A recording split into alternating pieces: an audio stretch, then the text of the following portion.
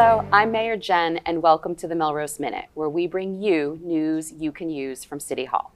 And today I'm joined by City Hall Communications Manager Tom Dalton. Welcome, Tom. Thanks, Mayor. Thanks for being here, for stepping out from behind the camera and joining me. Absolutely. So we know that one of the things that's vitally important to Melrose residents is staying informed about what is going on in city government. That's one of the reasons we do this show. Can you help residents understand about where they can learn about what's happening in the city? Yeah, there's a lot of different resources available to Melrose residents. First of all, we're really lucky to have a couple of trusted local news sources, something that many communities don't enjoy anymore.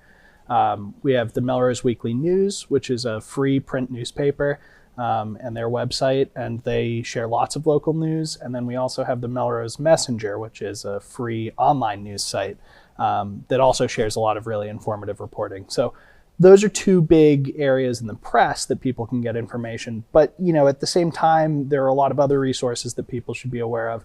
Certainly, you can tune into MMTV on your TV or online or even on their new app, which we'll talk about a little later, to watch public meetings. That's a really important place where a lot of city work gets done. And then in terms of my role for the city website is full of lots of important information.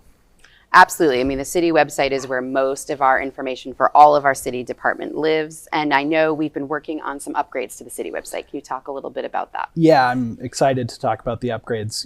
I started working at City Hall a couple months into your administration, and the most common feedback I receive from residents and users about cityofmelrose.org is that it's really difficult to use. It's hard to find the information you're looking for.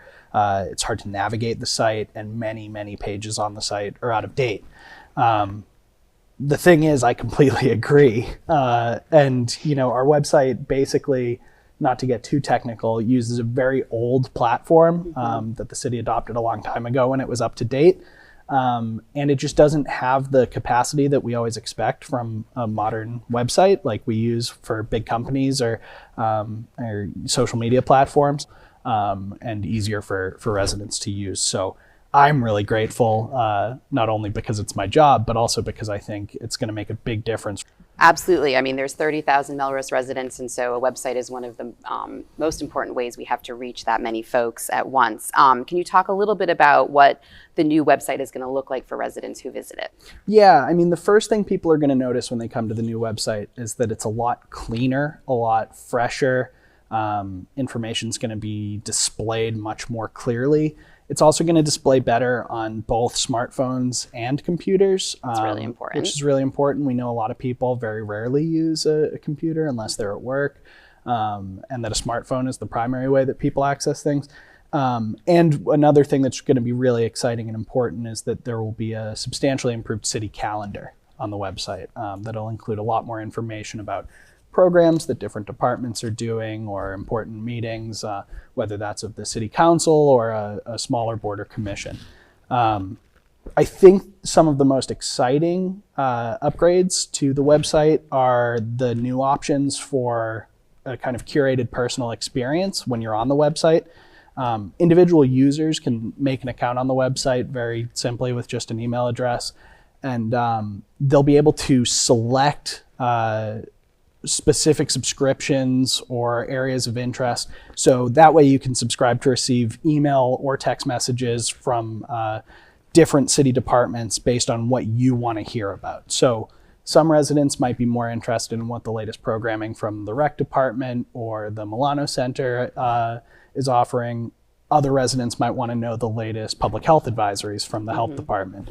And so that will be an opportunity to really change the way you're receiving updates and emails from the website and making sure that you're getting the information you want. And of course, if you want to subscribe to everything, that's also an option. The other nice thing that users can do on the website is actually change the way that the website appears for them when they're logged in. So if you're someone who's a real serious city council watcher, or if you're a member of the city council, you could have all of the city council updates show up right at the top of the homepage every time you log in. And those are all really simple kind of toggle settings that you can change when you're on the website once you're logged in. So this is a huge part of the new experience, and I think it's going to really change the way that people use the website.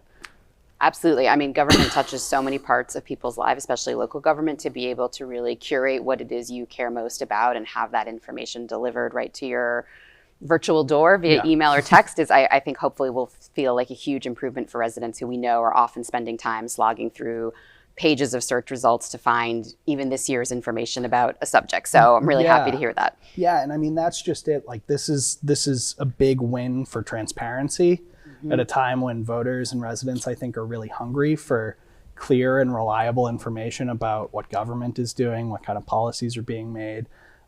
It's easy to get kind of lost in the churn online, and to be able to very clearly find what you're looking for is a huge win for good government and transparency.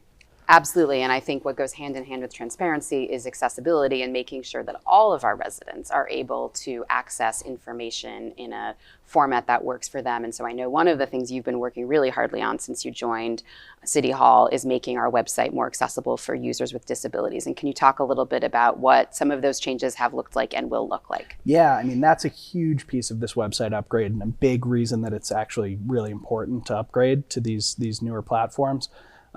Starting last year, we've been using a great tool on our website called Audio Eye. It's a software plugin that basically appears on every page of the website, and it gives all sorts of improved options for people with low vision, people who are using a screen reader, just the option to change the font size on the page, or have a highlighted icon show up on wherever your cursor's hovering. These things feel small to people who don't rely on them, but we hear all the time from people for whom it's made a huge difference. And frankly, that extends to someone who maybe has some, eye fatigue after reading a long document on the website. It's valuable to be able to customize these things. And it's really, really important that when we're talking about public work, right, the work that the city is doing on behalf of its residents, that the information about it is accessible to everyone, regardless of their ability. So the new website is all designed up to the standard of WCAG 2.0, which is the international standard for web accessibility. And it means that images are always going to come with alt text to be screen reader friendly. Contrast is always going to be high for anyone who might have low vision. And links are clearly identified for simple navigation among a lot of other different criteria that we kind of check against a rubric. And Civic Plus, the company we're working with to upgrade the website, will also do regular accessibility audits on our website, and they'll check new content to make sure that we're still meeting those standards, which is another important thing because we know sometimes, particularly when there's urgent news or maybe a new employee who isn't as familiar with the protocols, it's really important to make sure that we continue to comply and that we don't just get up to this standard and then immediately start backsliding. Absolutely. That work is never done, and we know we're always striving for more transparency and more accessibility. And speaking of that, I wanted to take a moment to talk about our partners here at MMTV. Thank you, MMTV, who work so closely with the city to provide access to government through broadcasting public meetings and through providing shows like the Melrose Minute. They've been working really hard on some upgrades to City Hall, and I was hoping you could talk a little bit about that. Yeah, I mean, to kind of harken back to something we were talking about earlier, particularly making sure that public meetings are accessible and transparent to the public is kind of one of the most important things we can do at City Hall. So our friends at MMTV have long handled all of the audiovisual equipment in the City Council chamber. The City Council chamber, as you know, is the venue for a lot of our most significant and far-reaching city boards and commissions, bodies like the City Council, the School Committee, the Traffic Commission. These meetings are really important and they have a huge bearing on residents' lives. So MMTV has been working on a lot of technology upgrades, not only to improve the sound and video quality of these live streams that we know many people use to access those meetings, but they're also introducing some really exciting accessibility improvements like live closed captioning on the live streams. And anyone who relies on closed captioning or knows someone who's maybe hard of hearing or has another reason to rely on closed captioning knows what a huge difference it can make, and also how rare it is to find live closed captioning on a live stream. So this is a big deal. It's one of the most important ways we can make sure that everyone can consume and understand video content. And it's really rare. So I think that's going to make a huge difference. Now, MMTV has also launched an app, a mobile app that you can download on your smartphone. You can look it up in any app store. And that will be able to give you access to the live meetings, the live closed captions, a transcript of the meetings, a text transcript, which is a really nice way to be able to find what you're looking for in a meeting. And just in general, I think it's going to make a big difference for people when they're watching our important local meetings, whether it's a budget meeting or a policy discussion or anything else.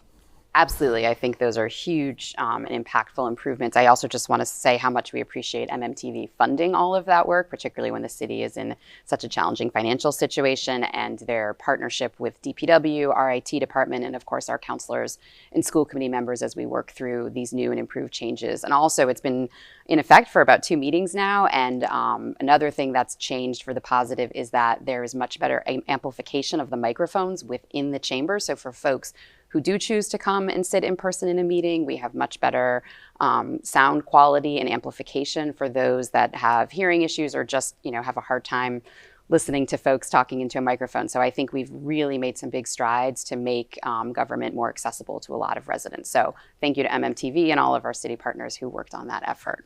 Yeah, absolutely. So thank you, Tom, for being here today and joining me to talk about the important work that you're doing as we strive to provide accessible and transparent information to residents. I think it's going to have a huge impact. And as always, we look forward to feedback as we roll out these changes. And I know we'll also be providing some opportunities for training to residents in the coming months that really want to learn how they can dig in and set that curated experience. That's absolutely right. I think there's going to be a lot of opportunity for us to learn together about all the new capabilities of our website and to make sure that we can really craft and curate all of the content to make sure that it's as useful as possible for our residents. Great. I'm excited to bring our website into the modern day, and thank you for all the work that you do for Melrose. Thank you.